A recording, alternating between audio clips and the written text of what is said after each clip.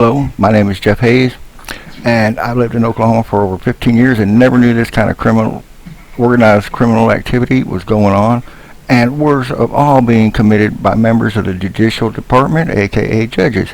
And I would have never found this out until the unjust acts that Emily Redmond and Mark Campbell made me party to this organized criminal activity by the judges in Oklahoma.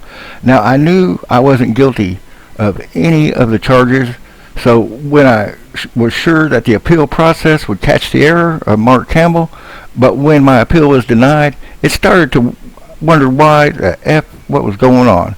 So after all these years, the complaints filed and results no satisfiable, on my court date of 5/18/2020, this is when Judge Wallace Copage was there, and he went on and on about no judge has gone against a judge in Oklahoma, and if he went against Campbell, he'd be setting a precedent. And furthermore, he went on that another judge would go on thinking that they didn't like him, and I was like sitting there the whole time. No matter if I had a smoking gun or something, this guy is going to go with Campbell. Now, see, after hearing all this, and I knew he was going to go with Campbell regardless and violate my constitutional rights to a fair and impartial hearing or trial, this commits a crime by aiding and abetting in the continued crimes against me. But when the judges in the OCCA quickly followed suit, this gave me all the missing pieces that I needed, and that they weren't going to find me innocent or anybody innocent because they don't go against other judges. Now, here's the 5 judges. These are the people that just go with other judges. They don't do the appeal process or anything, because had they done the appeal process, they would have found me innocent like I am.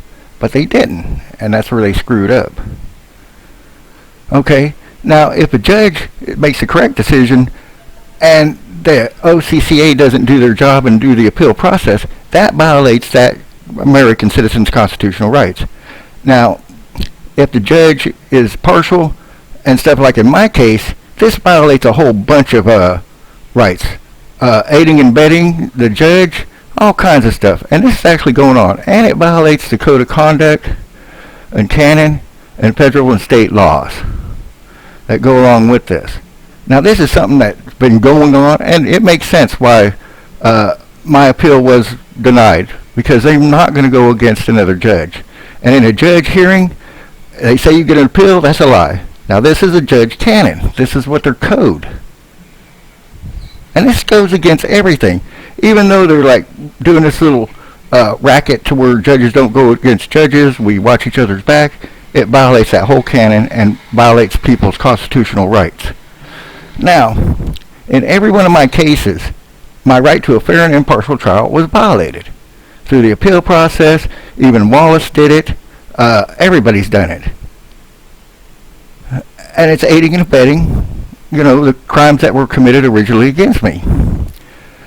Now, the judge not going against another judge racket, and it's a racket. It's kind of like a con game that they're playing. It violates numerous state and civil laws. And it's immoral, unethical, and wrong. So, I'm going to see about putting a stop to this.